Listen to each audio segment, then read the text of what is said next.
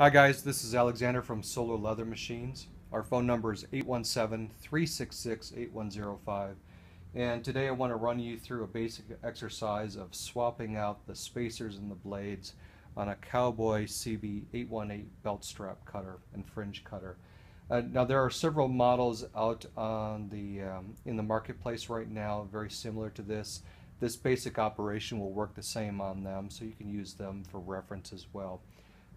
In this case, all we're going to do is we're going to pull the spacers off, and we're going to talk a little bit about the spacers, and then we're going to reassemble everything. So you skip forward as you need to. What you're going to need for this job is a set of cut-resistant gloves, and you're going to need this little bar here from the machine, and then you're going to need a 3mm Allen wrench here. So that should be all that we need for this. First thing we want to do is, of course, put our gloves on. These are a Hi-Flex brand. It's model 11-510, and they're actually Kevlar lined glove. They're very, very cut resistant, and I like to use them a lot when I'm working with these because the blades are super duper sharp, and I don't like getting cuts on my hands. So the very first thing you want to do when you go to the machine is make sure that it's off.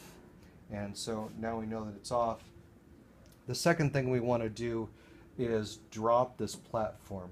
This platform allows the blades free and keeps interference from happening, so it's going to make it easier. Next, you want to make sure that this guide here, if you have a guide or one or two of them, but make sure that they are not impinging on any of the blades or keeping the blades from sliding out. If for some reason that you do need to take them out, you just unscrew that and take it off. If you want to go back to the same place, you know, a Sharpie is always a good idea to do that. Okay. Next, we're going to take off this guide here, or sorry, the protective cover. And it's not necessarily necessary for you to take this off, but it does make this whole operation just a little bit easier. So I'm going to take that off, set it to the side. It is made of Lexan, so you do want to be very careful about it, scratching it. Okay, so now we have the spacers bared, and then we have the blades here. Again, these blades are very, very sharp. So getting there. So all we have to do now is take this cover off. Now your machine may have just a bolt here instead of a handle. That's fine. Just take that bolt out. What I like to do when I take these off is I lay them out across the top of the machine in the order that I take them off, just to keep things clear. Okay. From here, we're going to take this cover off. Now this cover is not just a cover for this end of the machine, but it's also a bearing housing for a set of needle bearings right in here. And so there's going to be a little greasy in there. It might be a little tight. If you need to, you can get a little screwdriver in here to help pull it off. If you do it carefully, you won't chip any of the paint. It'll be fine. Pull it straight out. And if you turn it over, you'll see that you've got some index pins, and those will come important later on. Okay. Now here is the bearing shaft, and what we have to do now is we have to pull this nut off. This is a reverse threaded nut, and it can be on here kind of snug. So what we're going to do is we're going to grab this black lever that we mentioned before. We're going to stick it into one of these holes, and we're going to turn it in a clockwise fashion. Clockwise is actually going to loosen it. Once it's loose, we should be able to spin it off by hand.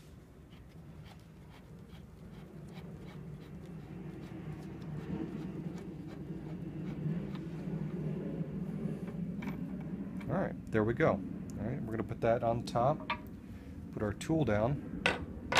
Alright, next thing we have to do is loosen up the fingers in the back. And what we're going to do is we're going to take this 3mm Allen wrench, and we're going to loosen these fingers on the back here. And we're going to make sure that they're hanging free and they're not interfering with the blades. And we'll tighten those back up when we put everything back on, but we need to make sure that those are loose and not interfering with the blades. Okay, we're done with that. So at this point, we can just slide these spacers right off. Okay, and I'm going to reach in carefully. I'm going to grab my first spacer. We're going to take it off and set it on top. And then we just start pulling the blades and spacers off. Of course, we do this with great caution because these razor blades are very, very sharp.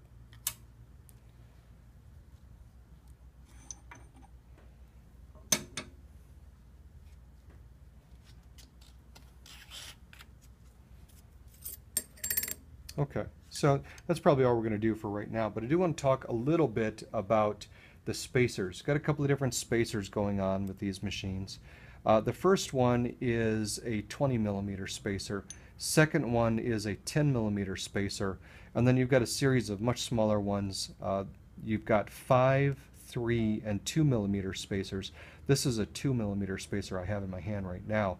So this stack up is 10 plus 20 plus 2 makes it 32 millimeters. And this is important because most of the hardware that we buy for our projects is actually built to millimeters as opposed to inches. So if you see hardware that is labeled as 1.25 inches, it probably is actually 32 millimeters. And the same for hardware that is built to 1.5 inches, it's probably 38 millimeters. So all of these spacers are based on millimeters, and so is most of the hardware. So as long as you understand that going in, I think it'll keep you straight. Okay, so now we're going to reinstall everything. First thing we're going to do is put our blade back in. Again, you want to be really careful with these blades. They're very, very sharp. I'm going to keep saying that because somebody's going to cut themselves. Alright, and then the spacers go back in. And then we're going to have this last blade. So that's going to be 32 millimeters between the blades. And of course you want your spacer, your last spacer should always be the 20 millimeter because of the way the machine works or is built. The 20 millimeter spacer works best as the end piece. Slide that in there. Okay. And you take this nut again and you install it. Install it by hand at this point. And as it starts to snug down, you'll meet a little resistance. That's fine.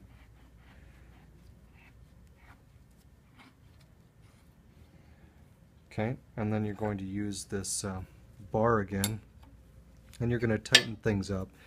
Sometimes one end works better than the other. Kind of an odd shaped bar, but that's what they provide with the machine. Okay, that's good there. Then you want to get this top cap or end cap. You're going to line up the pins, line up the bearing. Just like that. And then you're going to get this bolt or handle, depending on which one your machine has. This does not have to be Gorilla tight. Okay, this just snug this down. It's not going anywhere. Okay, all it's doing is keeping this end cap from walking off the end. And if for some reason it starts to get loose, you're going to notice it anyway. So it doesn't have to be super tight. Okay.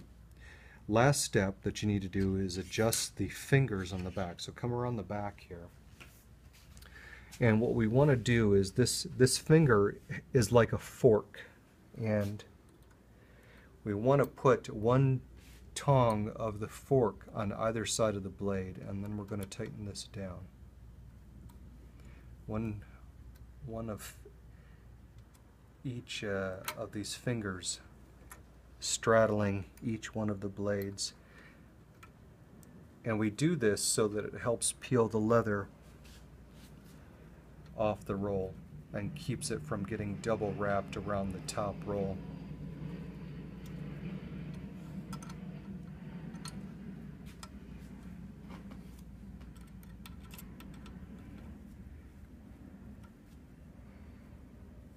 Okay. Now sometimes you might need to grab a spare finger out here if you've added on extra blades. If that's the case, you just grab them.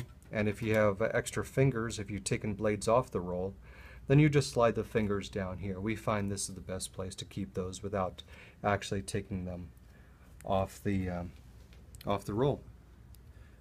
So now those are set, all ready to go. You come back around the front, and what you'll do is the last step, one of the last steps, you'll raise the platform, check to make sure everything's okay. And then finally, you want to put this cover piece back on. This cover piece is important. You do want it on there. It's not just a crazy lawyer safety thing. It keeps your fingers from brushing up against those razors, and heaven forbid that you get your finger caught in there and it goes through the machine. That's not going to be a good day. So it's important to have these in here. I like to push it up as high as possible. It's still going to clear the razor blades, no problem there. And the last thing you want to do, very last thing before you turn it on, is check for clearances all the way around. Make sure you haven't missed anything. Okay. And then when you do start the machine, you want to start it off very, very slow. Just ease onto the power, watch the blades roll, and make sure that you're not having any issues. But assuming you've done everything correctly, that's how you change the blades. That's how you change the spacing between the blades, and get ready to set up for another run of strap cutting. If you have any questions here, just call us here at Solar Leather. Our phone number is 817-366-8105, and we're happy to answer your call.